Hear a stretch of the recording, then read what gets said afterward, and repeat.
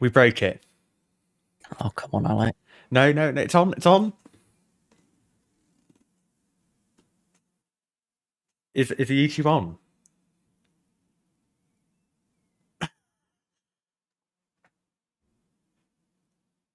think I'm on push to talk today. We'll just give it a minute to sync up, and then It should we'll actually all be working. Perfect. We scared everyone off. Our Yeah. faces. Right. My You turn ready, to do Tom? the intro this week. You ready? We're on that thing. Am I going to know when that's ended? You ready? Yeah.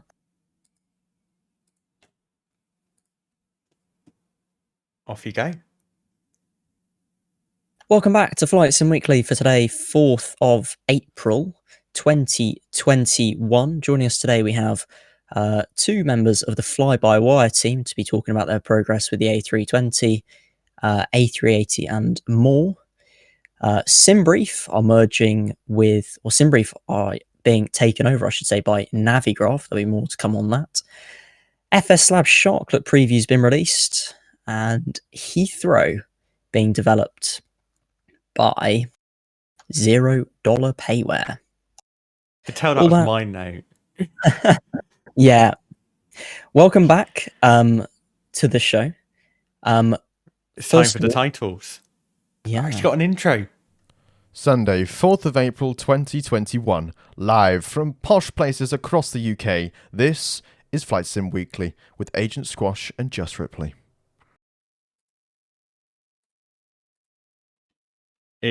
Tom's face has disappeared. There we go. Hello, everyone. Welcome to Flight Sim Weekly with me, Agent Squash, and the man himself, Just Ripley. I hope you're all doing well on today, Sunday, the 4th of April. Easter. Happy Easter for those of you celebrating. Hope you've had lots of chocolate and are not feeling too sick, and you can stick with us for as long as it takes. Because we've got some excellent questions. Before we start with FlyByWire, just if you're joining us live, there is a question form linked at the top of the YouTube chat.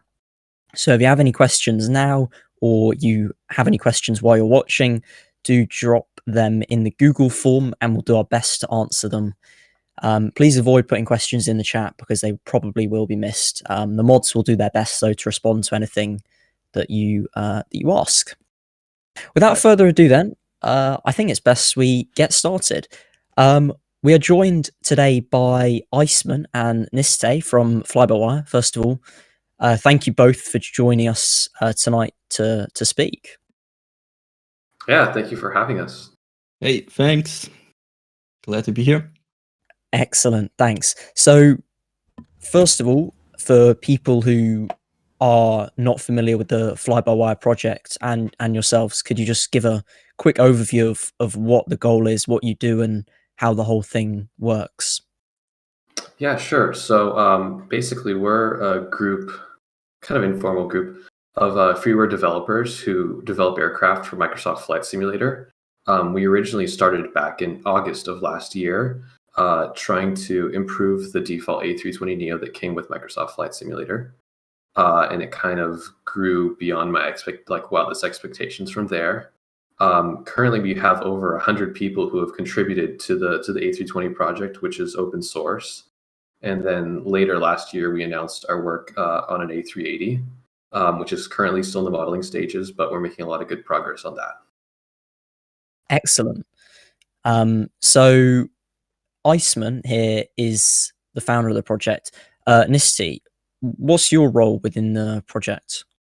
Well, I joined in October, I think, and since then I've been working on our API, which we use for telex data, addons, metadata, which you can use in plane through MCU. And also I'm working on an installer currently, which is taking up most of my time at the moment. Perfect. Is this the livery converter that everyone wants? Yes, the livery converter is in the works and it's coming very soon. TM. So I guess we should get started on that. So recently you guys announced you had split from the main, you'd forked the project away from the Asobo A320neo. For those of you who aren't quite aware, would you like to explain what that is from a technical perspective? Sure, yeah. So when we started out, all of our modifications and additions to the plane were done on top of the default A320neo, the one that comes with the simulator. But especially with updates, that proves to break a lot of things on every update because Asobo also updates the A320neo and a lot of the airliner code. That's gotten better with recent updates as things have kind of slowed a bit, but it's still an issue. And second of all, we're in talks with Microsoft or make the plane available through the in-game marketplace, stable versions, so that it's more accessible for people to get. And in order to do that, we need to make sure it doesn't conflict with the default A320neo at all.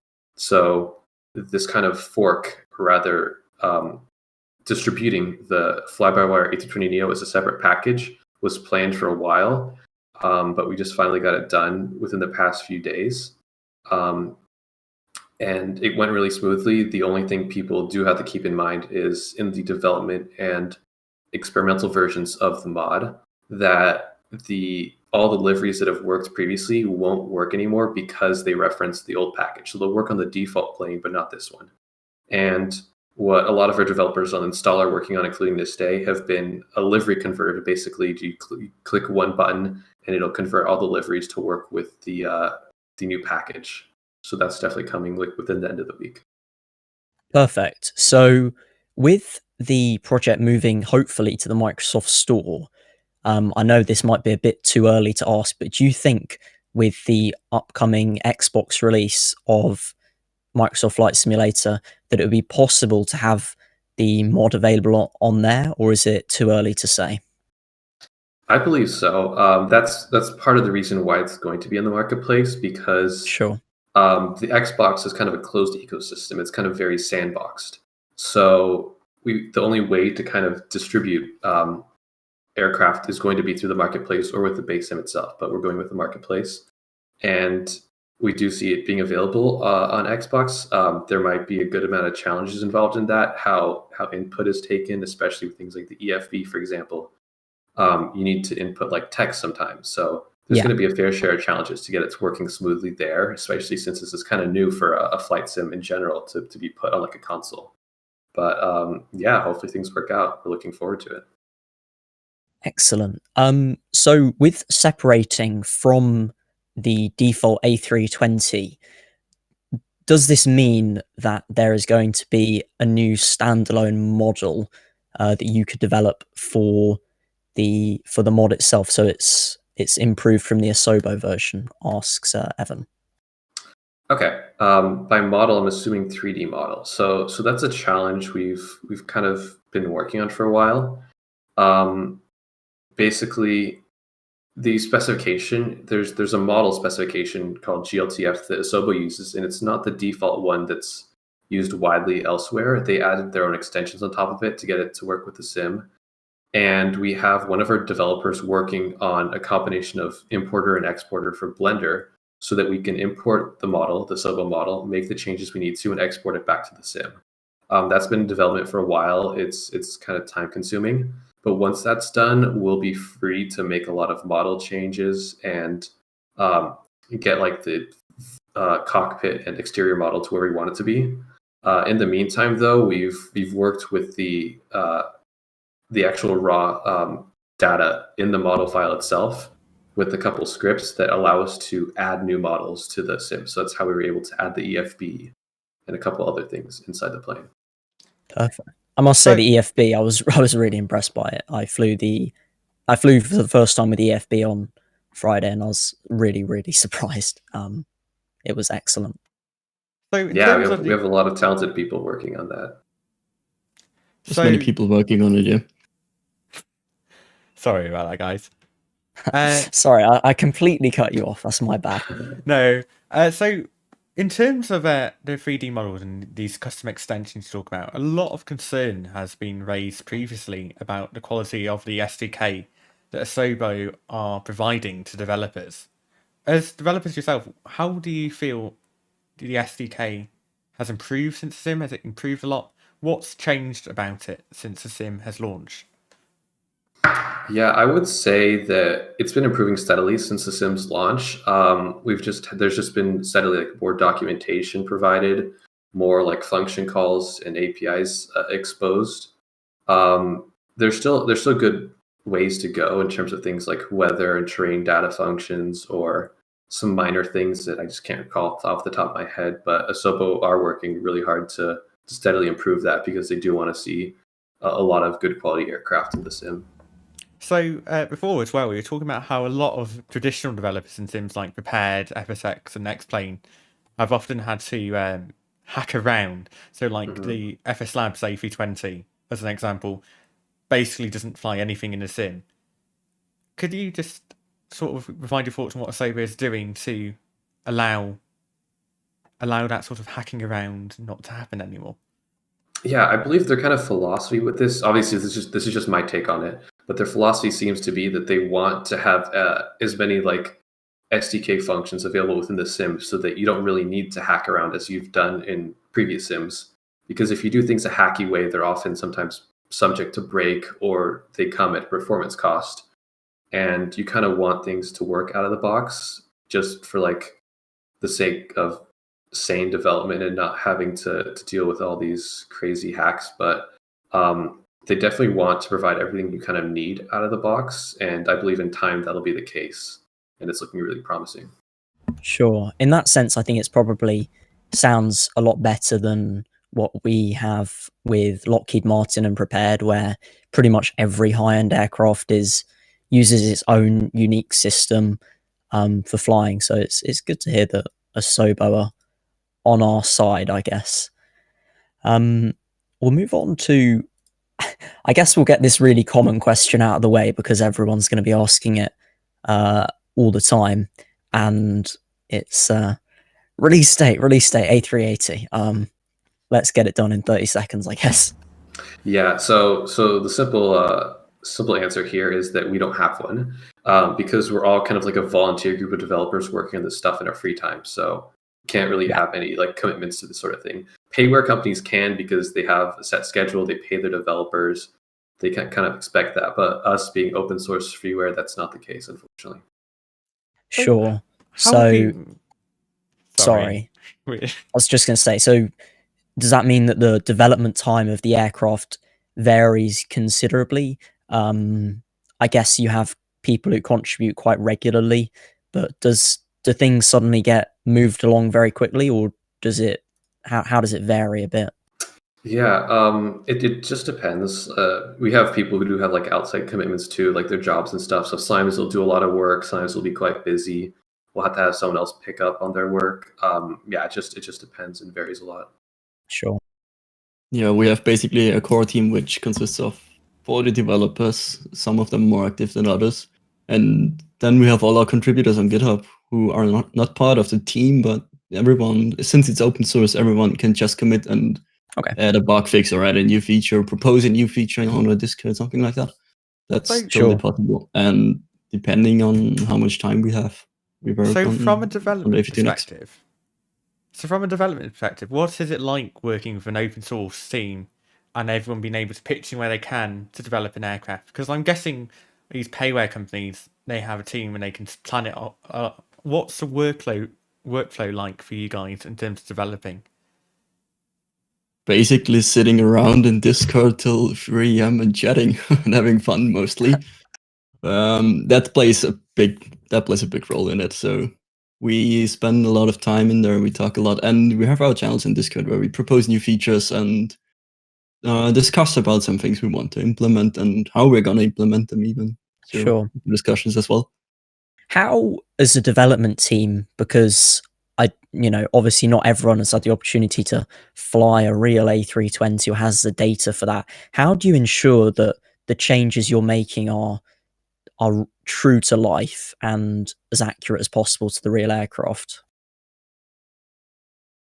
Yeah, we have actually a good amount of real A320 pilots and technicians in our Discord. So we have a separate role for them. And then we have actually a channel called like Pilot Feedback, where kind of run through new changes or proposals with them and kind of just get their detailed feedback, get their tests of upcoming features in. and kind of see how they think it stacks up to real life.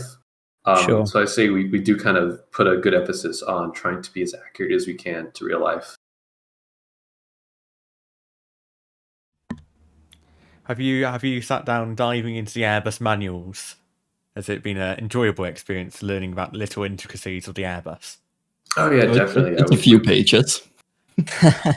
Just a few, yeah. I guess that leads quite nicely onto the complexity of the systems on the A380, because certainly from a P3D and X-Plane standpoint, I can say in the time I've been in the flight sim community over the last 5 or 6 years, we've had a lot of developers who have been keen to develop the A380, but we've never seen a high quality A380 come to fruition in any sim really.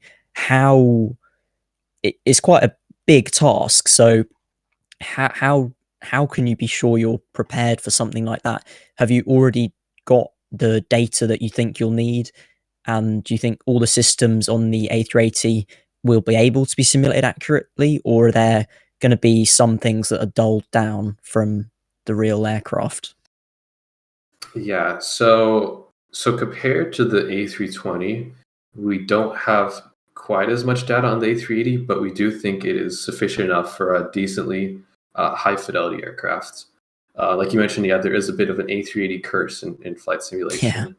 And I guess just people kind of jump into development for that, not realizing how big of a task it is. And with our work on the A320, we kind of have that kind of experience to realize, yeah, this is a kind of overwhelming task, but if we plan it out, it's definitely doable. One of the good things is that with like Airbus's philosophy, there's still a fair amount of commonality between a lot of their aircrafts. So Yeah. the fly-by-wire systems and the autopilot systems aren't too different. There's still a good amount of differences, but with our experience, we have one of really talented developers who's worked on our custom autopilot and fly-by-wire, Andreas. We do have the data to kind of adjust that what we've built so far with A320 to work accurately for the A380 as well. Obviously, there are a lot of intricacies, especially with like the fuel system and everything specific to the A380, but I do think we'll be able to make a decently high quality aircraft in that. Sure. We had a few Right. people on the question form, sorry, Alex, they were just asking specifically about brake to vacate, because that's quite an iconic feature of the A380. Do you see any problems in being able to hopefully add that to your rendition? Yeah, that's a really requested feature and one we definitely want to implement. The issue at the moment is that's not currently possible with the SDK, given that we don't have any information on taxiways. We Sure. put that in our request to Asobo, so I believe it might be in their backlog. So by the time we do get to the actual development and kind of like an alpha release of the aircraft, it most likely will be done. Okay. We'll So see, you but I can think do that'll it be if planned. Asobo let you. Basically, yeah, we just need the data on taxiways and we're good to go. Perfect. So another feature that again Ripley and I have both been impressed by is flypadOS, and Mario CMG asks, what is the state of flypadOS v2? Yeah, so for those who aren't familiar, like flypadOS is kind of what we dubbed what the EFB is running on, and we kind of have a redesign of that coming out soon that I think looks amazing, even better than the current one. And that's going to also include functionality for charts, so people are really excited for like Navigraph chart integration. And once we release the next stable version 0.6.0 in this week or next week, we plan on adding that to the development version of the aircraft and kind of getting that polished. So the answer to that is very soon. Sure. Also, maybe to add on to the charts, I've seen the question about the Navigraph subscription. I was just going to ask that, yeah. I thought so, yeah. I think we can get into that. So basically the question was if we can still show the charts even if someone doesn't have a Navigraph subscription. And basically Navigraph is subscription based. You have to pay for it. Otherwise you won't be able to use Navigraph charts. But there is free options we're planning to implement, but there's still some technical difficulties and some more stuff to Sure. implement. One of those options would be ChartFox that we are definitely planning on implementing and are working on right now. Sure. I don't know if you know about other chart providers and data providers. Do you think it would be possible? I know Aerosoft, they produce like Nav Data Pro. I don't know if you've heard of it, but do you think it's possible to have multiple supported formats for Nav data, specifically for the tablet? Yeah, definitely. As long as they offer a suitable API, we can totally hook into it. And if our users want it, if enough people want it, then we will for sure look at it. Yeah. Sure. And just to be clear, is a nav data subscription necessary to fly the aircraft? Will the air rack with the aircraft be up to date with the Asobo air rack, or are you going to fall to a custom system where a Navigraph subscription or alternative would be required? We have plans to implement our own air data, enough data. Okay. And it will be based on Navigraph. But if you want the most up-to-date data, then you will for sure need the Navigraph subscription again, yeah. Yeah, but Okay. just to add on to that, you can still that's still kind of in the works, because the issue we've ran into is the default Asobo nav data is missing some features that we kind of need to implement kind of a fully fleshed lateral navigation system.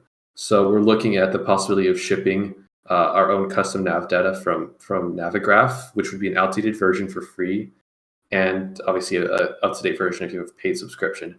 But it will always be an option. So we're planning on supporting both the default Asobo nav data and the custom nav data. And then if you're familiar with the A320, you can kind of switch nav database cycles on one of the main pages of the MCDU. And so we're planning on kind of using that functionality so you can switch between them if you don't want to pay for Navigraph subscription. Because our philosophy here is we want to support like popular like payware options that people are used to, but at the same time always kind of have a suitable freeware option, considering we're freeware too. Sure. So on that note, Nola001 asks, is the A380 compatible with software such as PackX and SimToolkit Pro and other add-on features that the community have? Will you guys try and make sure it's integrated into those add-ons? I mean, yeah. So for any new aircraft, like considering the A380, we're going to do the same as any other aircraft does, and kind of write documentation about all the local variables we use to control different functions of the aircraft, or like read the state of the aircraft. And we'll expose all that documentation to any third-party developers who want to integrate with that. So once we do that, it's just up to the developers of those plugins or software, such as PackX, to support that on their own. So yeah. Just a quick reminder, if you're watching the podcast live, you can drop in your questions at flightsimweekly.com/ask. We're answering your ask. We've got a lot of questions already about the A380 and the A320nx. I'm just going to ask you two some more personal experiences about your developing. What has been, for both of you, the most exciting feature you've been able to implement or be involved in implementing in the plane? Well, I started. Oh, sorry, Ice. If you want. No, I'll let you start. I'll finish after. I started basically by implementing the API we use now for the metadata and for addons. And that's how I really got into it. And I think that's one of the biggest features that I implemented on the A320neo itself. And then from then on, probably the installer. And just for those who are unfamiliar with what the installer, so I remember when I first installed the add-on, it was very much you had to place everything in folders, and it was all the installer. Is that going to encompass a lot of other features in the future rather than just installing the add-on? Yeah. So the most recent feature we added was modular installs. Basically, it means you don't have to install the whole add-on again, and you just download what's new, what's changed. This increases the download speed by quite a lot, actually. and reduces cost for us because we have to pay for services like our content delivery network, so we can get the add-on to you quicker. And also the new livery converter, since we've hard forked now, or we are a separate package in the flight simulator. We are planning on adding a livery converter, so all of your old liveries will be compatible with A320neo after that as well. Perfect. And Iceman, what about your experience? Yeah, so I did a lot more development in the earlier stages of the project. One of the last things I've worked on has been the beginning of our custom hydraulic system, which one of our other developers, Davey, picked up on. But I'm really excited about that since we'll fully kind of integrate that with all of our flight control systems and custom fly-by-wire. So I don't want to spoil too much here, but soon in one of the upcoming development versions, you'll see that custom hydraulic system being merged. We already have a custom electrical system that one of our other devs has worked really hard on, and that's amazing. But hydraulics, definitely looking forward to that. And then soon, once we kind of get our lateral navigation system kind of in a good state, I'm going to start working on the vertical navigation system. So all the descent profile stuff, top of descent predictions, all that. So I'm looking forward to working on that as well. And lastly, we had a question asking about what's the real difference between the development and the experimental versions, because they're both not stable. They're not really supported. Would you just be able to explain for those who might be a tad confused what the difference is? Yeah, so the development version, it's what's we kind of mainly work on. It's every new change we make to the aircraft will always be present in the development version right away as soon as it's pushed.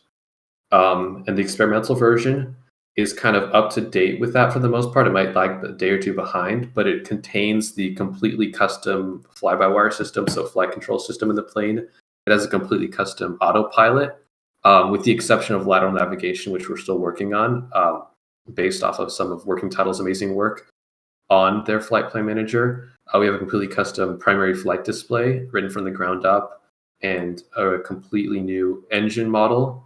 So engine simulation and FADEC. So there's a lot of really cool stuff in there that we still need to test a bit more and kind of finalize. So that's why we have it in a separate experimental version. But if you kind of want to test out a lot of like the groundbreaking work we've been doing, definitely give that a shot. Okay, that sounds good. Yeah, I saw a video on your channel about the engine modeling, and it seemed well, crazy how close to life it was. Going back a little bit to the dev team and yourselves, did you meet through this project, or does it go back further? Oh yeah, I can give you a quick story in the origin of the project. So I remember I started this back, I want to say at the end of July, beginning of August. So I saw, this was when like the media embargo for Microsoft Flight Simulator was released, and I kind of saw the state of the default A320. And at this point, I've flown like some of the A320s in X-Plane for a few months, and I was like, this seems like it could use some work. I was like, we'll give it like the Zybo treatment. So he made a really popular freeware mod for the 737 X-Plane. I was like, I could probably do something similar for the A320 here. So I remember making a post on one of the flight sim subreddits saying, hey, does anyone want to help me out to kind of work on this? And it gained a lot of traction. I started a Discord server, which has now grown, and it's like, it's 30,000 like members. Yeah, crazy. So it's crazy where it's gone, but that's how it kind of started. Cool. And like the question to both of you, before you were working on this project, were you doing development for other sims, or development for other projects entirely, or just completely other things? How did you end up coming to get here, basically? Yeah, okay. So I'm gonna speak for me personally. Like, I didn't do any other flight sim development before. I'm a senior in university, so I'm about to graduate, studying computer engineering. So I do have a good amount of experience with just software development in general, and I had a passion for flight sim. So I was like, you know what, I can give this a shot. Nice. Yes, same story for me, basically. I didn't develop for any flight simulator or any simulator in that regard before. I got into simming recently with X-Plane and saw Microsoft Flight Simulator coming out. And I'm also graduating university in a few months actually, and I'm also a software developer working for quite a large company. Cool. So you're more kind of, I don't want to say less flight sim, that sounds more programming, but like you kind of newer to flight sim, coming with Well, a programming background. yeah, somewhat hardcore simming basically, but before that, I remember when I was like 7 or so, my dad had his computer set up and had Flight Sim 95 or Ah, some Stone Age flight sim on Yeah. there, and that's the first memory I have of flight simming. nice.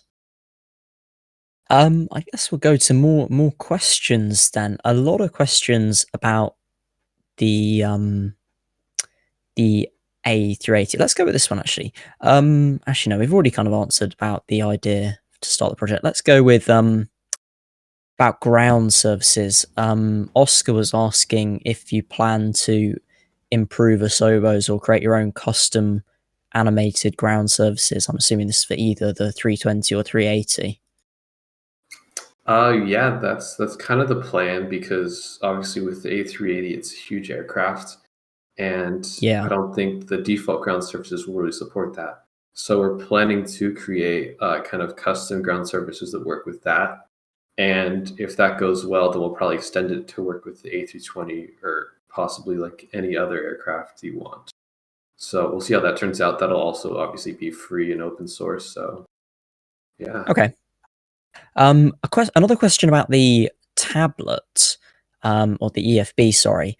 FSLabs quite recently, well, literally yesterday, as we're recording this, they came out with their new EFB for their aircraft. And one of the features that a lot of people got really excited about in the P3D side of things was that you'll be able to access it over a network. So you can have it on a browser, and that includes being able to use it on a physical tablet in the real world. Is there any possibility that we could see that with the EFB in in any of your aircraft in the future? I should just say before they answer, Tom was so excited about this. He has literally bought a tablet to use Out for this delivery network. right now. Sorry, Yeah. I just had to drop that. Sorry, yeah, just to pre-go that question, yeah, I'm quite excited about this one, so. It wouldn't be too difficult for us to do that. So to kind of give background on how like the display system works in MSFS, basically all of the displays you see, at least in our aircraft and the default aircraft, are basically individual web browsers. So they already kind of run a web page, Sure. and we would just need to kind of expose that to externally in some fashion, whether it's like WebSockets or something like that, and it's definitely possible. So Excellent. yeah. So I guess the thing is, you with the A380 now coming up on the horizon, what would you say is the biggest challenge as developers in terms of your workflow and what? Because obviously you already had a base with the A320neo. Would you say the fact you had to build the base up is impacting the development of the project? Is it a whole new set of skills? What would you say it's been like from a development perspective? Yeah, so the main thing is obviously we have to model, texture, and animate everything from scratch with the A380, and that's in the stage it's currently in right now. Just that kind of modeling and then texturing and animating everything, and then once that's done, then we do. I think it would be a little bit faster for us to start adding display code and systems to the A380, since we've already done that once before for the A320. So the main challenges are in like kind of like that modeling, this kind of early stage, but once we like kind of get that done and get into the swing of actual development, I think it'll start picking up the pace on that. So it's looking promising.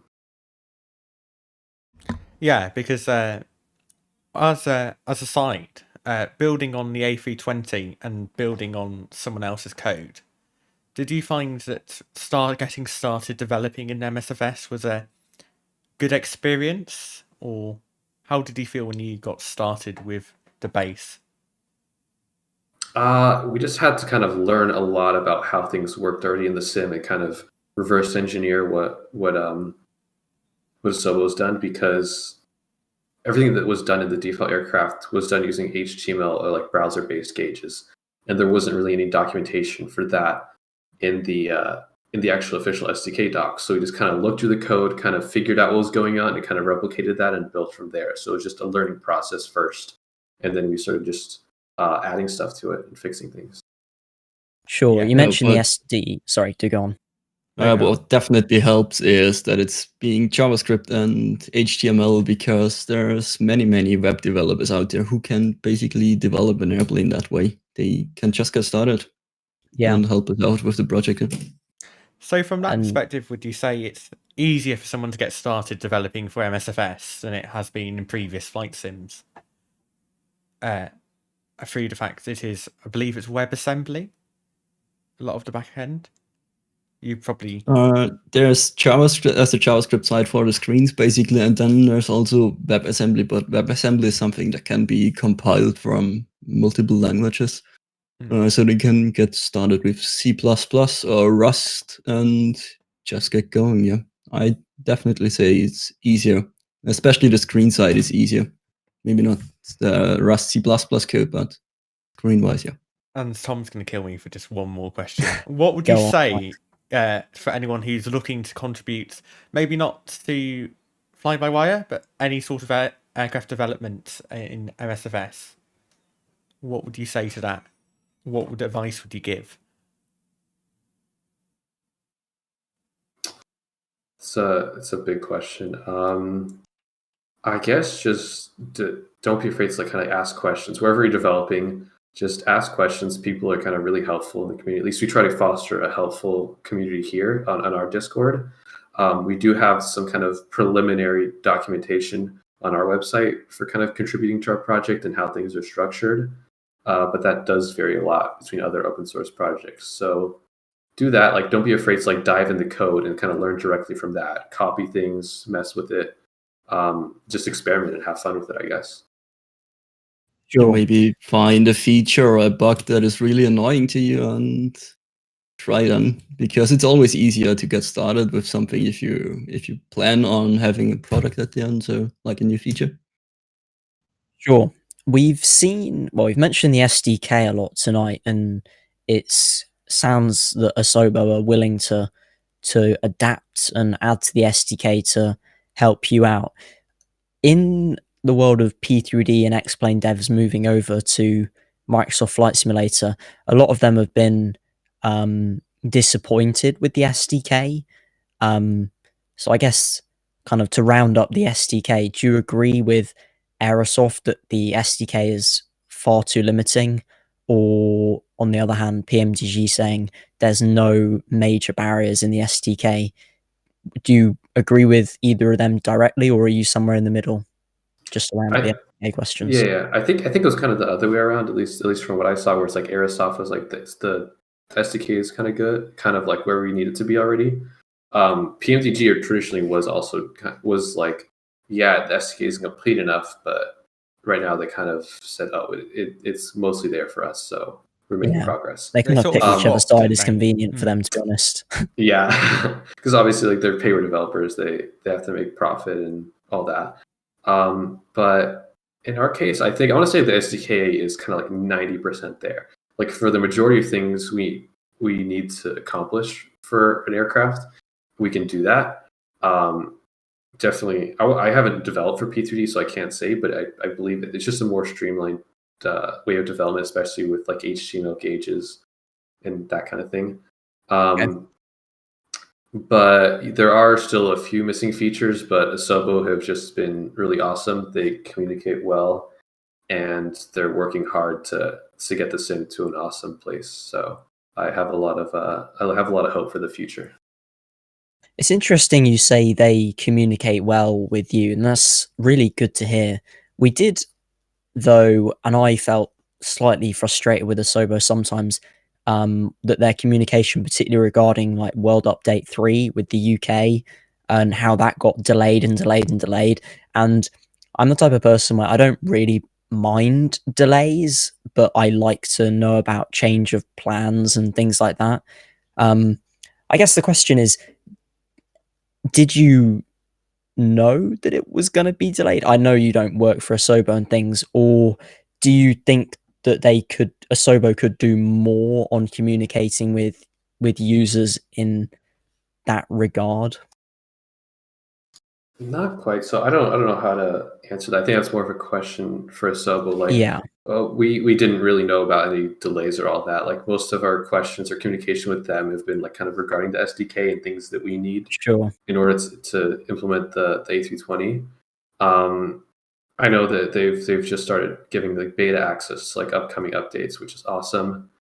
But I guess it's just with a simulator of this size, there's so much that needs to be done, and there are only like a finite number of people working on their team. So I'm guessing it does get kind of turns into a crunch for them. But they are working hard, and like any issues that kind of come across in the sim, I'm sure they'll get to it. And Yeah. eventually. So actually on that, so with the beta access, Parallel 42 have raised their concerns on Twitter about the fact that devs aren't being allegedly given access to these beta versions. And if you Now, don't know, Parallel 42, they're a P3D dev team. They make camera tools. they Mhm. also do a new tool called the Sky Park for MSFS. Mhm. Okay. Yeah, I mean, we've gotten a couple of our developers have gotten a preview access to the last update, which helped us kind of address any compatibility issues a little bit before that was released. I guess it's just a slow rollout. I assume that most other devs got it, but I guess not. So we'll see how that Yeah. goes, I guess. Yeah, and just when there was a new update released for MSFS every time, because previously you were building on the base package, what was the feeling like when you had to basically try and fix the aircraft as soon as possible, because you can't opt out of an MSFS update, you have to go with it. What was the Mhm. feeling? What was like Oh. the behind the scenes like when there was an update and you had to scramble to fix everything? Oh yeah, that was an experience. So everyone would just like the day before the update was just like, oh, tomorrow's update day. Everyone get ready. And then as soon as it would drop, you'd have people just launch into the sim and see what's not working. We'd have just like massive calls with like a bunch of developers all on at once, trying to figure out what's going on and push any changes as quickly as possible. So we usually tended to get fixes out within the day or the next day or so, because people want to get back to flying and having fun in the sim. Yeah. But yeah, it was a bit of a crunch whenever that happened, but it's definitely gotten better over the updates. And now that we have preview builds, it's less of a concern. Yeah, it was basically a race to who was getting into the simulator first, who was able to download the update first. I Yeah. remember launch day still, when everything was breaking. And Those what were was the slow island? servers. What was the island that everyone moved to? Kiribati. To download it first, yep. Yep. Do you think that it would be with the update system? I am not a massive fan of having to launch the sim in order to update it. I have the Steam version. I don't know if you do as well, but having to launch the sim and download the update in the launcher is really irritating for me, rather than just downloading it through Steam. But I think, wouldn't it be nice if we could use the features of Steam and the Xbox Store to roll back to previous versions, and that just avoids the whole hassle of not being able to use all that work that you've put in? Because if Asobo release an update that breaks everything and you have to say start again, like absolute worst case scenario, then I can imagine that would be so irritating, losing all your work and not even having the option to go back must be quite perhaps a scary thing to think about. I know it's unlikely, but kind of an extreme scenario of where it could end up. Yeah, I mean that is a possibility, but I don't realistically see that happening. I mean, something to keep in mind is if you do allow people to run different versions of the sim, you run into whole other issues where some people might report one issue and some issues, and some people might not, and then you find out, oh, they're on different versions of the sim, and you have to kind of be compatible for both. So it's just it can turn into even bigger headache if you kind of don't push everyone to like be on the same version. But Yeah, obviously, like, I guess from offering support standpoint, that's a thing. But I'm just saying, for like compatibility with older versions, the day an update releases, like I don't want to deal with the hassle of waiting for an update. It would just be nice to kind of go back and use what I had before, kind of idea. Yeah, well, There at the might same time, also be an issue that most of the content is being streamed actually in Microsoft Flight Simulator. All the terrain is being streamed, and if there's changes in the simulator required to run the new terrain data, then how would you deal with that? Because it's quite a bit of storage that they actually need to Yeah. store the terrain data. I guess so. Yeah, that's a fair point. But it's probably one for Asobo, not for you so Yeah, much. true. So, on a brighter note about the future for you guys, so we were thinking about this. Is there an end goal that you guys have in mind for the A320neo? Either moving on to another project, or will you just keep moving on, improving the aircraft? What is is there an end goal, if you will? not really. So we'll just keep improving it. Eventually, we'll get to the point where we've kind of addressed a lot of the major features, and development kind of slowly trickles down to like bug fixes and like tiny things. It just depends on like how the pace of things go and how the A380 goes as well. Eventually, people have really been wanting like different like kind of engine variants and different versions of the A320neo. So I think the next thing we kind of want to do sometime in the future is a Pratt and Whitney variant of the A320neo, and then the A321neo. Since there's a lot of operators that run the 321neo but not the 320, and people kind of want that too. Yeah. So I guess we'll see how things work. There's obviously a challenge in supporting multiple variants of the same plane and kind of adding new features to both without breaking things. So we'll see how that goes. We'll come to that. We'll cross that road when we come to it. And I guess the side note is, how did the A380 project come to being? Was it just something that you guys wanted to do? How did it, especially with the open source nature of the project, how did it come about as a fully formed project? So yeah, so a while back, sometimes last year, we were like kind of pitching like, oh, what if we did another aircraft, but like from the ground up, just kind of to have something else to work on, because we had a lot of like people with modeling experience on our team at that point, but we couldn't edit the model. We still really can't edit the model of the A320. So they're just kind of like sitting around with not much work to do. We were like, what if we gave them something to do, and kind of started a second project running alongside the A320. So initially we thought, oh, let's look at an A330, but it just seemed too similar to an A320, and there wasn't too much motivation there. So I believe sometime later, I was talking with some of the other devs, and we were like, you know what if we made an A380? Because that seemed like a good challenge. No one has really made like a really good A380 in the past. And we're like, what if we break the curse here and see what happens? So we were just like, screw it, let's go for this. And that's how kind of that project was born. And finally, do you ever envision that there is a potential to get the AV2NX up to a study level, sort of FSLabs level aircraft? Would you say that is possible? And would you say that's something that you guys would enjoy doing? I would say it's possible. It's kind of where we hope to be. We'll see how that things go. I'm personally not a huge fan of like the study level term, because what I consider study level is something like a level D sim, a full motion sim, because that replicates a lot of the systems like pretty closely. I believe the term we like to use is kind of like exactly. It's a marketing ploy. So you'll see a lot of Payware aircraft use that, since they need to focus on marketing to get people to buy their stuff. We really don't. We like to be honest with people. So we're like, we hope to kind of get it to like a high fidelity level, with a lot of like normal operations and more maybe even like failures and stuff in the future. But obviously it's just a matter of time, because there's only so fast development can move even with a bunch of people. So and I guess with that, with them being Payware developers, they wouldn't release a project like the A320neo in the state it is now, like, whereas you guys, because it's free, there's no problem with you releasing it, even though the VNav isn't quite right, or isn't quite there yet. But with them, it's a bit different, and for consumers and users, it's quite nice to be able to use a project even though it's in progress, I guess, because it's still better than the default sim, and for completely free as well. Yeah, definitely. It's also kind of ties into like being open source. You kind of need to have everything publicly available so people can just jump in and start contributing if they want to.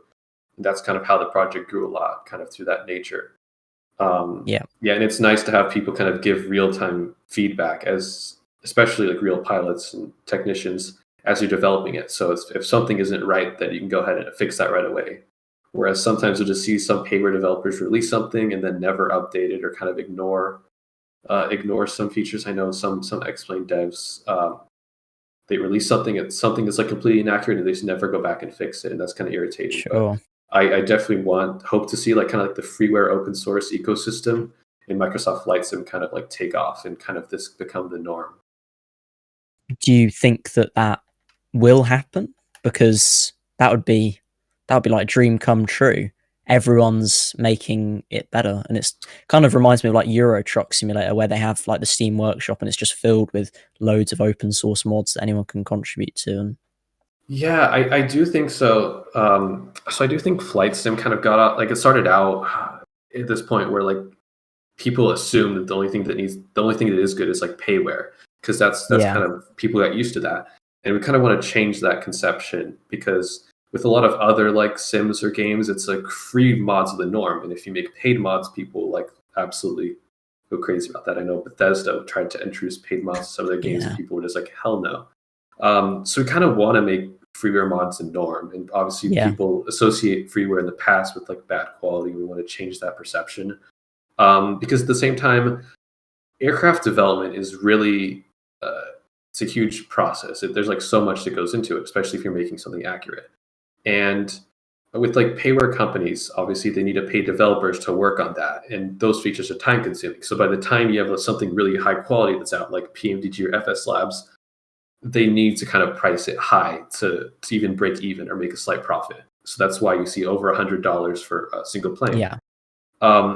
In my opinion, just the economies of scale don't work out for that. So I think if you have a ton of contributors working on an open source freeware project like this, then you can end up with something at that level, but have it be free at the same time. And I would love to see this become the norm, so people don't have to pay through the roof for a really good high quality plane. You'll just have it be free. That would be amazing. Yeah, that would be amazing. I guess we were talking about this a few weeks ago on the podcast about Flight Sim becoming more accessible, and with you're not going to require like a 10k PC and 10k again in add-ons to get the whole thing running would be fantastic. Do you think that Payware development is going to die? I guess. Do you think that this is kind of the end of the road for some of the Payware devs? Not necessarily. I think obviously they'll still stick around. People want their PMDG aircraft and other popular aircraft. I just hope it kind of coexists side by side with a stronger freeware ecosystem. I was going to say, have you seen the PMDG for it? Yeah, there's a lot of die-hard PMDG fans. I don't think PMDG will be going anywhere anytime soon, I guess, but we'll see. Oh, definitely not yet, but I would love to see some solid competition to them, kind of like the Boeing flight sim ecosystem. Exactly. Yeah. Because I'm not a fan of like kind of monopolies in anything. I kind of like to see competition kind of drives innovation in that sense. Economics really coming into the episode now. We love competition, especially if it's free. Yeah, definitely. Yeah, and I'm sure the A380 will be kind of a turning point in that regard. Yeah, because in terms of like freeware, the other big freeware plane that people kind of tout as being like really great, and it is the Zibo 737. But that's kind of also building off a default model or default plane that Laminar Research made. And we're hoping to have the A380 be like this kind of signal that you can develop a really good freeware plane from scratch and have that be open source, and other developers will pick up on that. I know there's other folks working on freeware from scratch projects in Microsoft Flight Sim. A couple of the really good ones I've seen are like the Parallel 757 that's in development, and there's also a KC10 DC10 project that's also looking really promising. Excellent. Alex. Right, so while we still have you, we wanted to just quickly talk about the world update. And just really quickly, firstly, guys, thank you so much for all your questions to FlyByWire team. Really has been great having them on. We just wanted to ask them quickly about the world update. And just really quickly, where would you like to see in the world updated next? Well, of course, where I live in Austria, right? I guess. It's been a bit lacking ever since the sim came out, but I'm sure they will do something about it in the future. We're seeing all those world updates now with the Benelux states. France is in there as well, I think. Yeah, Uh, it's France, yeah, Belgium, I'm sure. Netherlands, Luxembourg. Yeah, I'm sure there will be more to come for Europe. Excellent. Yeah. Yeah, for me, I mean, we already got a USA World update, so I'm not complaining. I think Asobo mentioned they're going to have a couple more in the future. So I guess one area I would love to see is kind of like Australia, New Zealand. I've traveled there before. Really Yeah. beautiful countries, and I'd love to see a lot of scenery and airports for that. So that would be my wish. Excellent. What would you say the biggest thing about the sim is at this point? With do you think it's the world updates that bring the people, or do you think it's the quality of the add-ons, or do you think it's the just a general experience of flight as a whole? I want to say just a general experience. Obviously, the visuals are pretty astounding. Just having amazing streaming scenery, having a really good lighting engine, for example, and also having a lot of things out of the box that you would normally have to pay for add-ons to work with an X-Plane or P3D. So just kind of that experience is very friendly to kind of newcomers, and I hope will help the hobby grow. Yeah, same. I think VFR flying currently there's no other sim that can beat MSFS currently because of the scenery. Once you're flying low to the ground, MSFS is just where it's at. It can just stream Yeah. all the data. Yeah. I used to be liking VFR flying. I used to want to do it in P3D and before P3D back in the FSX days, but it's so hard to fly when you can't see the reference points that you're expecting to see, and especially now with the photogrammetry, it is just it's like it's like the real world. It's just crazy. The most disappointed I've been is that I was flying over a friend's house and it's still not being modelled in the UK update, which is rather sad. But shame. Microsoft Flight Sim, you can't even fly over your own house. it was Yeah, not one thing my I'm really house, looking- fortunately. Right. Sorry, One thing I I'm- have something to say. Oh, no worries. Yeah, one thing I wanted to say is like I'm really looking forward to is the kind of scenery gateway system. I believe that's in the works, kind of similar to X-Plane, where using just the default assets from the sim, people can kind of improve the default airports and have that actually shipped with the nav data and the base sim. So I believe that's going to be another turning point in the sim as well. I didn't actually know about that. That sounds really cool. I know because obviously these OpenStreetMap, that people have been contributing to the OpenStreetMap to improve it when they update the world, but that's actually really cool because one of the problems we have with P3D, X-Plane, and FSX is that especially if you're flying on VATSIM, the scenery mismatch and the runway numbers being sometimes wrong and the taxiways not always being there, that would fix those problems, I guess, and make services like VATSIM a lot more accessible. I don't know if either of you are users of VATSIM, but Alex and I certainly are big fans. Oh yeah, I've used it before. Definitely also like a big fan. And yeah, I think that's the main thing. They want to kind of bring that so people can kind of fix all the missing like taxiway numbers, all the mismatched ones.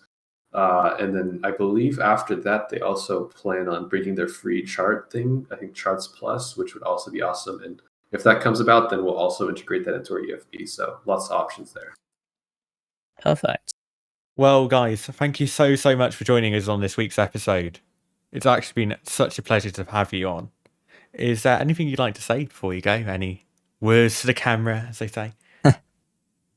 Just thank you guys for having us on. Yeah, it's awesome to see just the community support us so much. And honestly, that chat was so wholesome. Yeah, reading it. So many people love FlyByWire. It's good to see, and I can only say from me using the mod, I used it on when it was first coming out, and I was like, yeah, it's better than default. But I came back to it this week, and I can tell you, I will be following this project so much closer now that I know how much better it is, and I would encourage people who haven't flown it in a while or haven't flown it at all to just download it and give it a go for free, because considering how much so it's easy changed now. from like August time to now, it's like literally night and day. And I'm sure in a few months' time, when I update again and give it another go, it will be even further. It's incredible to say, and not just to Iceman and Niste, but the devs, all of the team of 40 and all the contributors. From me at least, thank you very much, because it is I am astounded by the work you do. It is not something I'd be able to do myself. So, You turned GG. him into an FSLabs convert. Yeah, literally, Yeah. But literally. guys, I mean, the scenery, it's just, I love it now. thank you so much for Yeah. joining us. Before, Thanks for having us. It's been great fun. I hope you've enjoyed, and it's been great having you on. Before we continue with the show, we have a little surprise for you all. Just for sticking around for this far. Shall we roll the tape? Go on, Alex. Hi, I'm Bogan. You may remember me from such productions as That Time There you Agent go, Squash thank you did a so much, giveaway on guys. his Twitch channel. Well, I'm back, and we all know what that means. It's time for another amazing prize draw. Tom and Alex have teamed up with the good folks at Origami Studios to give away a copy of London Gatwick for X.11. One lucky winner will be able to fly from Crawley International in their TUIs, Ryanairs and EasyJets. It features custom lighting, jetways and buildings, and even custom trains. To enter this insane prize draw, visit flightsimweekly.com/giveaway. Entries close at 1700 Zulu on the 11th of April, and the winner will be drawn on that day's podcast.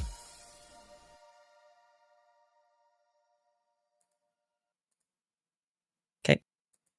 Still to come on Flight Sim Weekly, will flight planning change with the purchase of Simbrief by Navigraph? We've also got a preview of the FSLabs Sharklets. They've released a preview the other day, and we're going to be talking about that and what it means for the future of the P3Ds leading a A320 product. And as well, my personal wish has come true. It's not quite this scenery, but it's close. Next, $0 Payware have announced a competitor to Aerosoft. Finally, there's finally going to be a competitor to Aerosoft. Tom, your camera's going to be late, but honestly, I'm just so happy with it all. Finally, there's a competitor to Aerosoft in P3. I know. It is amazing. Because I can say how much I've been irritated by Aerosoft Heathrow. It was one of those purchases which I was like, yeah, I really do kind of need Heathrow in my sim. It is like quite a big airport that I want to fly at a lot of. But As a begrudgingly it's loyal BA, Aerosoft Heathrow, and it's just kind of, it's laggy. Well, that's the main thing. It's laggy. I mean, it's as so a begrudgingly loyal BA pilot, my goodness. I have got used to so little, and whenever I fly anywhere else, I'm always more pleased at the other end. We're going to be talking about that a bit more later, but first, there has been some rather big acquisitions this week. Well, I say many, there's only been one. And that is Navigraph has purchased Simbrief. If you don't know what Simbrief is, Tom, would you like to take us away while I turn my Well, light on? Yeah, first of all, you're living under a rock. But Simbrief, if you are a serious sim, it's also integrated in the FlyByWire A320. Simbrief is a flight planning tool, and it's completely free. And if you're a basic user like me, all you have to do, put in 2 iCal codes, and it will generate the route, the full OFP in whatever format you choose.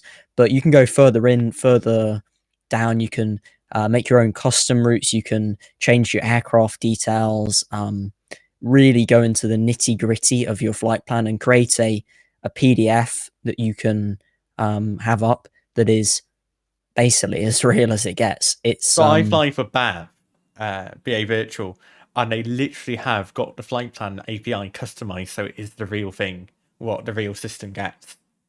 Because it's based on Lido, and BA use Lido for quite a bit of their real life flight planning, and then it feeds into Cirrus as well. But honestly, the amount you can achieve with it is brilliant. So Navigraph released a statement this week, and they said it's a natural progression of the close collaboration that already existed between the two. Yeah, so Navigraph speaking about them earlier, basically provide charts and AirAC data.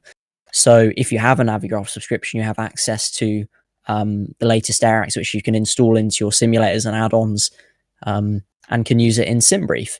And Simbrief and Navigraph had a close relationship because if you use Simbrief, you can connect your Navigraph account and get an up-to-date route on the latest AirAC.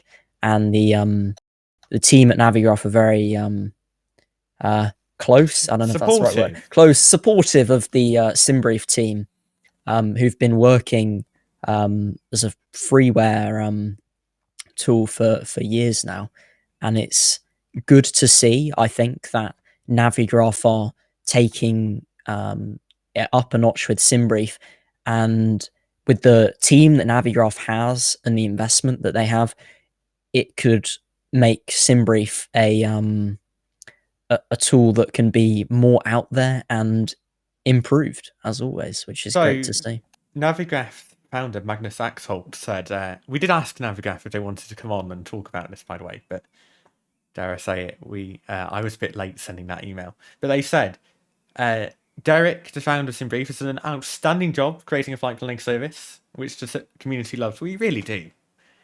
And they are aiming to integrate it further into Navigraph products. And they said that Derek, the founder of Simbrief, will be working mostly on the development of new features for the next generation of Navigraph charts. So my question is to you, Tom, and to everyone else, are they going to turn it into an EFB? Well, it's impossible to know, but I hope... Well, what I can say that they have said is that Simbrief, in its current state, will continue to be free, so you won't require a Navigraph subscription to use Simbrief. So there's like no losing scenario.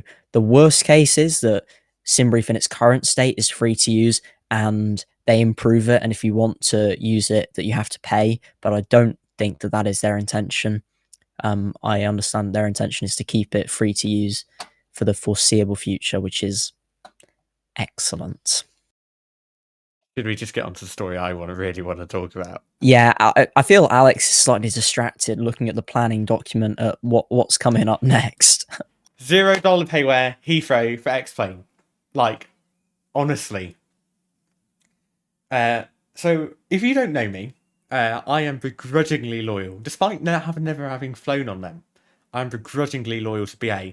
Some say it was because of my accent. Yeah. Some said it's just because I'm sad.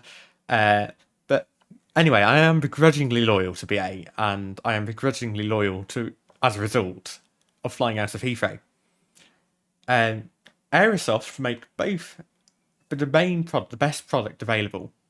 So basically, back in, I think it was like 2015 or so, Aerosoft went on the blitz, making all these mega airports, they called them. Didn't they? Mega. Yeah. Like you got Anchorage, Rome, Fiumicino. Frankfurt was. Frankfurt. Loads of them. Madrid, Barcelona, Gibraltar, I think, Malaga, Faro, possibly. But the key thing is, they were good all for the quite time. Similar in their negatives, let's say.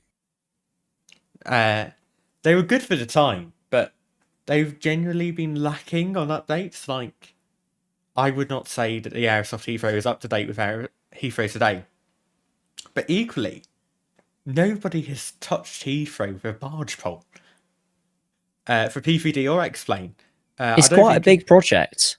Heathrow is big now. I mean, we've got Delaney on from Origami Studios next week, and I'm going to ask, is there a Heathrow in the works? There is, honestly. Heathrow. There's a lot of these mega airports that are sort of... I don't think there's been any Frankfurt for a while. What other airports are there big but have very out-of-date scenery? Dubai hasn't really been touched in a while, but Dubai is the quality. Yeah, that Middle East area is a bit lacking. I did try and buy Doha. Yeah, a bit out of date. Can't load it in V5. Oh, really? That's very disappointing. It won't work properly. There's buildings in the way, and there's not an any build patch for it. But shame. So Fly Tampa Heathrow. I mean, Fly Tampa do a lot more than the assets that are actually around Heathrow. Heathrow itself as an airport isn't actually that bad. It's quite small. It's quite compact in its design. It's just nobody Well, touches small it. is a relative term. Yeah. It's small. Well, Atlanta. I get better frames at Atlanta than I do Heathrow. Because Atlanta's a bit more spread out. But it's $0 payware. It's going to replace Aerosoft, hopefully. Or and explain. as you might guess, it's $0, so you can't really complain. It's the next Heathrow, and hopefully it should help to make X-Plane more accessible to new simmers, get them interested in the scenery that's available from $0 payware and other freeware developers for Microsoft. Sorry, not from Microsoft Flight Simulator, for X-Plane If there and is beyond a there. scenery, if there is a scenery developer wanting to do it for MSFS, please let me know. Yes, please. Is there an just said- MSFS? Katie just said, I spent a solid 10 minutes trying to figure out if it was payware or not. Yeah, so $0 payware, the name is payware quality, but for $0 is the idea. Maybe we should have explained that. Yeah, so they're called $0 payware because they make payware for free. Basically, that's the joke, at least. mean- There's pictures available on. There is no. I'm looking at ones there's on. one picture. Wait, is there pictures? Nice voice crack me. Well, I'm looking at the pictures on I must say, Threshold. I must say, I was almost thinking it was an April Fool's because it was announced on April the 1st. That would have been mean. I messaged because the Threshold we get a feed of all the articles, pro podcasters, and I messaged Luke, who wrote the article for Threshold, saying, "Please tell me this is real." And he confirms it's real. And that makes me very happy. Yeah, Now, I mean, we did actually see quite a few good April. Well, I say good. Is there such a thing as a good April Fool joke? But some flight sim Threshold's developers. new branding. Yeah, Threshold had the Comic Sans on their website for the day with the pink, very strange logo. Simstagram came from FSLabs. TFDI released the Bouncer X. I still haven't been able to get it in my sim yet. It's very sad I can't. FlyByWire actually did a A380 beta testing. A380 beta testing. That's a mean. I wonder how many people fell for that. Yeah. I feel good stuff. I feel like Tom, you might need to lead for a second because some parents still haven't got the idea of I'm busy at 7:00. Okay, well, we'll move on from $0 payware and Heathrow, but we do have more on scenery. We're talking about Orbeck Samedan, if any of you have heard about that. And coming up, we have information on the Captain Sim 737 Classic, the Honeycomb Throttle Pack, some information on the FSLabs Sharklets. That is what I'm most excited about, but we'll save that till last. I've just been doing a quick rundown of what's coming up. I think we should move on to. You could tell I write the running order, can't you? Yeah, because I'm reading it live, which is terrible, isn't it? I prepared for the FS Fly-by-Wire, but I'm always out of shape for these ones. I wanted to discuss something. So Orbeck's released a new scenery this week. It's Samedan in Switzerland, and it looked pretty good. I'm just going to try and get some screenshots of it up now. If it works, there's so many tabs open. I'm one of those people who just open up 500,000 tabs. I'm so sorry. There we go. So it's $35 Australian, which is about £20 UK. So normal sort of price for an Orbeck's airport. It looks good. Yeah, looks good. It kind of reminds me a bit of Innsbruck, It gives me that kind of feeling in the valley and the small apron. But then it's got nice snow textures that you can use. And it's in a nice area, of course. So the reason I brought this up, because normally people will know after the first week, I am adverse. Normally we wouldn't cover something this small. So It's a then, pretty small airport. FlightSim.to is playing up with me today. I'm going to try and get to it another way. But there's a freeware version. And the thing about the freeware, I think FlightSim.to is down, which is kind of annoying because I wanted to do a live comparison. Oh, wait, we might be here. So, there is on FlightSim.to this. So both sceneries are for MSFS. The difference being, how much was the Orbex one again?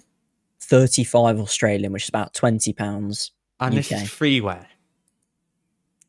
So we've been And looking for at those of you who aren't on YouTube and listening on Spotify, it looks it's the same, pretty good. much. It's pretty much the same. Yes, I think you would be crazy to throw away £20. Maybe it's a bit unfortunate for Orbex that someone kind of Well, this has beat been them to out it, since but early November. yeah, But what we've been seeing is a lot of airports are actually getting a lot better, freeware development-wise, in yeah. MSFS. So what we're seeing is increased competition throughout the flight sim market as a whole in Microsoft Flight Simulator.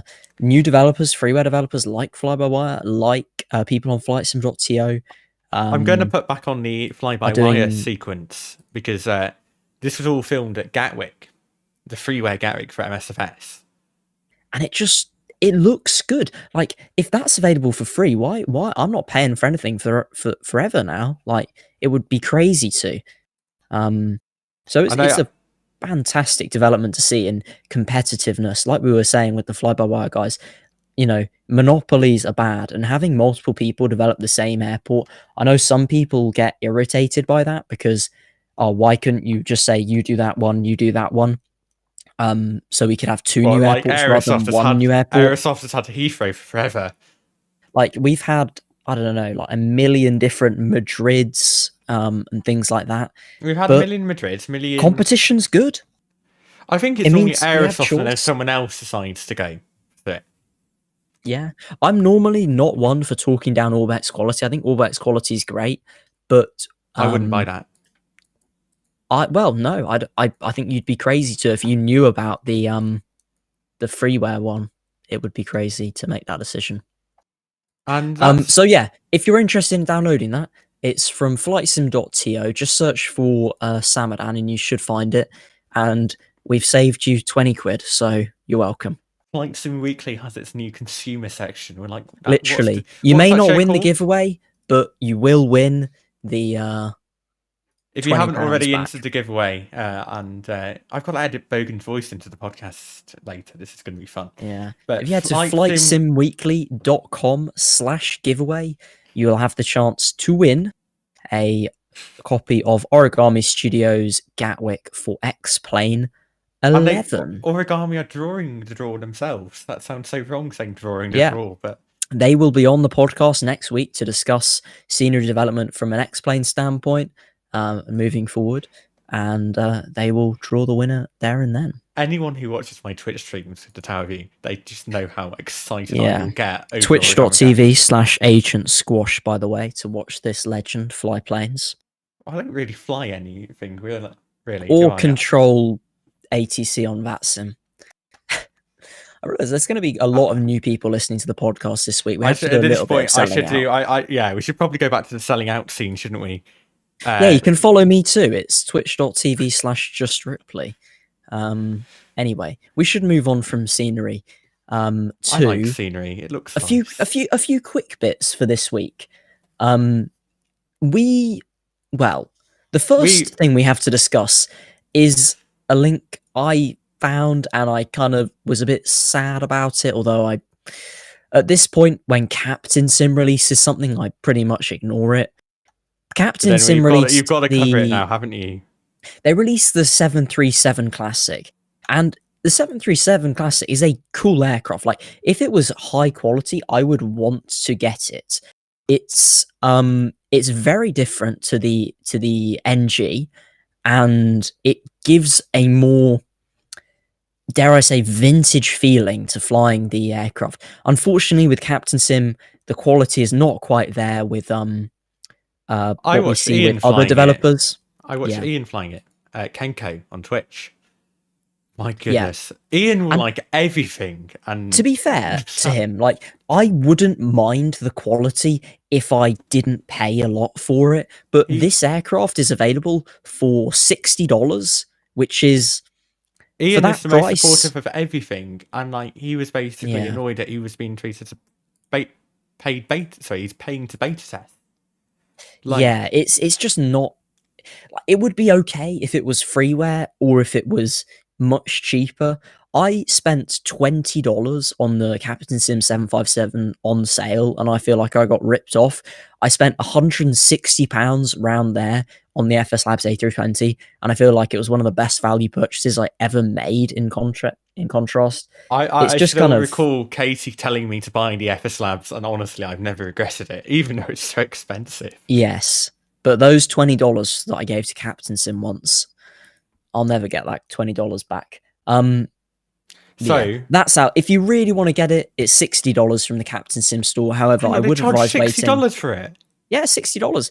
But if you wait a bit, maybe it'll go on sale and you'll get a slightly better deal. But Wow. at the moment, I'm I just would in shock. probably say it's a hard pass from me. But you never We know. Moving now- on in quick bits. So, Honeycomb, you can talk about this one. oh no, I didn't get honeycomb. I changed the order. Mainly because this is the one screenshot of Auckland by Flightbeam. And I've Looks got to nice, admit, I guess. for a P3D scenery, those cars look good. So Flightbeam Studios, if you don't already know, has been working on Auckland for as good as forever. Even in scenery development terms. Like, it's been a while. Like, since I Yeah. returned to simming, which was last year, next week, actually. Gonna do that special soon, haven't I? But that is it's I can't wait to fly. They allegedly, well, I say allegedly, there was genuinely a master plan, which is why they delayed it. So it'll But be I'm looking interesting forward to to it. see. It will be Have they interesting said to any see. information on pricing? No, they just gave a photo. Well, assuming it's normal Flightbeam pricing, I will be not disappointed, assuming it's normal quality, and that will definitely be one to pick up. Flightbeam dropped their prices even more with MSFS. It I was know, great. it's actually fantastic. I love Flightbeam. I'm the new biggest fan. I've been collecting my points on their store and stuff. So, the points on the Flightbeam store. I actually managed to buy Denver for $5 with my points because it was like 50% off and I had a $10 voucher from points. So it was $15 discounted to $5. Or no, it was $30 discounted to $15, discounted to $5. So, and that was bought only mine from at buying full- like I two bought mine at other relatively products. full price-ish, and I still feel it's worth it. Yeah. If you They are want to save genuinely your that money, good. don't get the 737 Classic. Get Auckland instead. Lots of routes. Fun place to fly. What's next, Alex? You could fly your FlyByWire A380 if it was in P3D. Right, next up is the Honeycomb Bravo, where they have released a throttle pack for the So A319. sexy. So sexy. But I am just going to say, doesn't this already exist? I need to put my face on again. I've broken it. I've turned you off, and I've turned. Right, there we go. Tom, come back to life.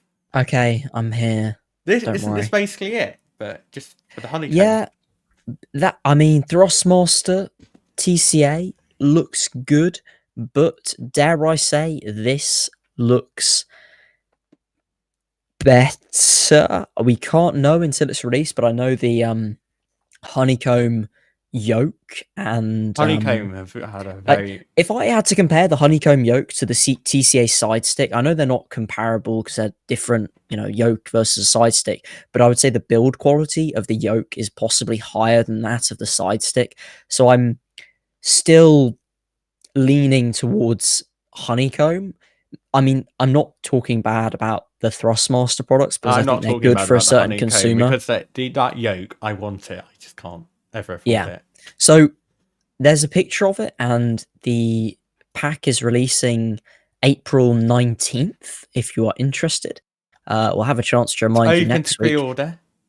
However, it's already sold out. So It's Flight Sim. I Of don't course know it's if there's a sold out. waiting list or something. But if you visit the Honeycomb site, you'll be able to have a look. No, at the moment it just says sold out, so there's no option to purchase. But keep your eyes peeled because things will change before we can get to them. So this one's interesting. Game modes with the Sky Park. Now, Game modes, what? Yeah. Survival, creative, adventure. They are turning MSFS into Minecraft.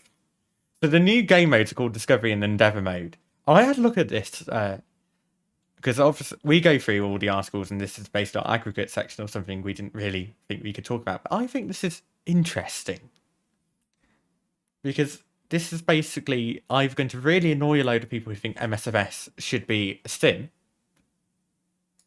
or it's a game. And it's the community hits right down the middle of that balance.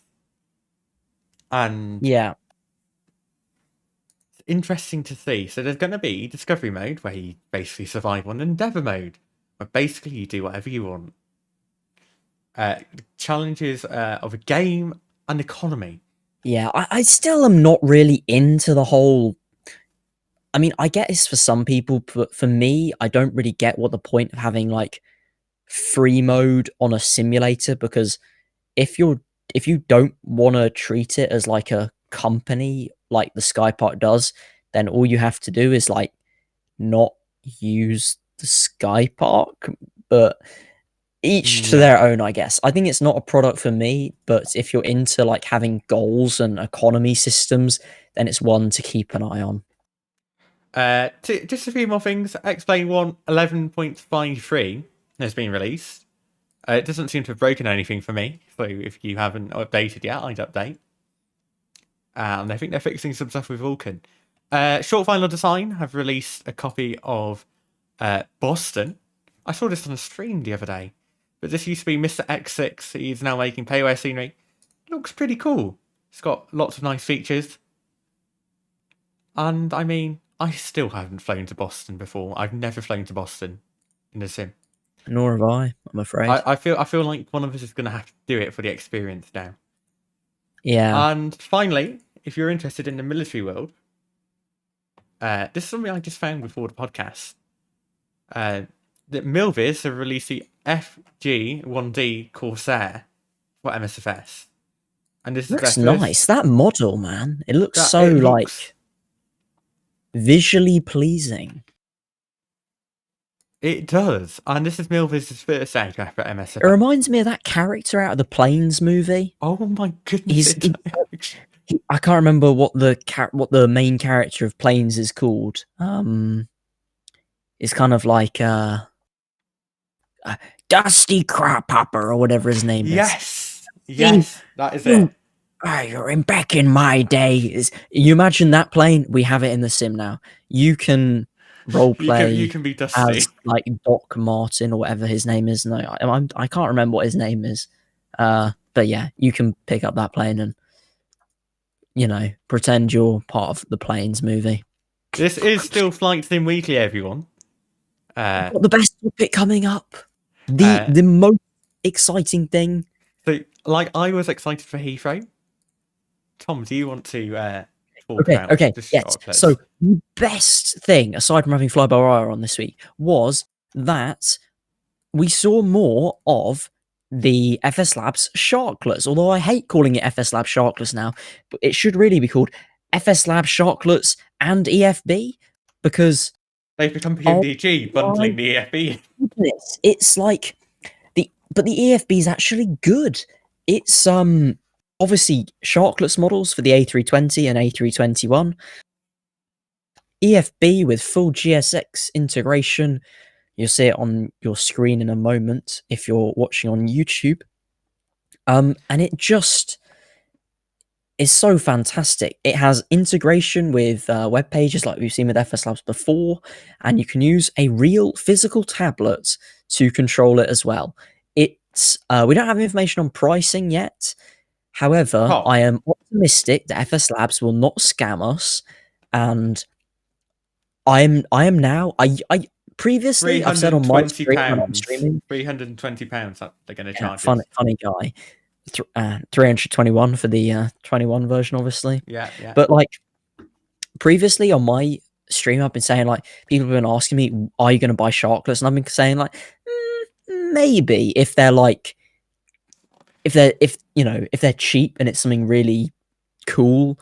But now with the EFB bundled in there, I am like willing to pay a lot more for them, I guess, and I'm very excited. So what Yeah, I understand, Sam is one of the mods. He's just saying he ordered his tablet clamp today, and I literally ordered a tablet today to use with the FSLabs. so I've already had a tablet for a while. Yeah, and I've also been using the FMC, because you can do that in the FSLabs as well. It's all web enabled. What I would say is FSLabs did a Q&A. They didn't do it with us. We weren't good enough, Sad times. they did. Yeah, they were streaming yesterday. Well, they weren't, but Blackbox 711 and Airbus for the win. Sam, if you know those, they were streaming it on their Twitch channels, and they had developers available to answer questions. And I basically. read through the Q&A. So someone very kindly put all of this up in the... I don't think it's actually going to cost 320 quid. They're not PMDG. Yeah, anyway. You go on. So, they were saying about the EFB won't actually have much of a performance impact, saying PDFs, we'll be able to drag and drop them in. It's going to be in v4.5 as well as v5.1. Going to have loads If you're of still using P3 v4.5, what's wrong with you, man? You can't fly from Doha. You have like a 3 GB graphics card, in which case... Or you fly enough. from Doha. Yes, or you fly from Doha every day. But those are the only excuses for not having upgraded to P3D version 5. I found FSLabs is so much more open about the development, because ultimately there are two dev companies that compete in this price range. You've got FSLabs and you've got PMDG. PMDG outright did its Q&A. They were talking about, and they are so proud as well of the little things like the aircraft now has LED lighting and it's realistic warm at times. They haven't confirmed if they're doing an A320neo at times. But it's even little stuff like sat domes are making a difference. Affecting the fuel burn. And it's so I'm really excited to see FSLabs continuing to make strides with their update cycle and even the update we got for the other products. Did I say PMG? I meant FS Labs is what I meant to say if I said PMG there. Yeah. We don't know the release date of the Sharklets and EFB expansion. It will be. I will be honest. I am still yet to be convinced.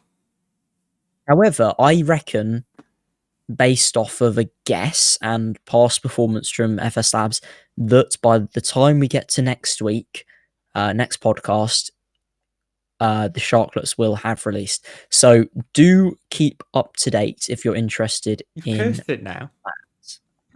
Well, if it's not released by next week, okay, I'll say it right here, right now. I will. I don't know. I'll do an X-Plane stream. My viewers know how much I hate. Well, I don't hate X-Plane. I will spend time doing an X-Plane stream if the FSLabs Sharklets haven't released by this time next week. And I'm going to swiftly move on before someone clips that and holds me. That's it. It's on YouTube now. You've said it now. But I'm afraid that is also the end of this week's episode. We've run out of news. When you just came along with your news community, my name is, again, Alex. I'm so selfish about my name, I'm Agent Squash. I've broken all the things.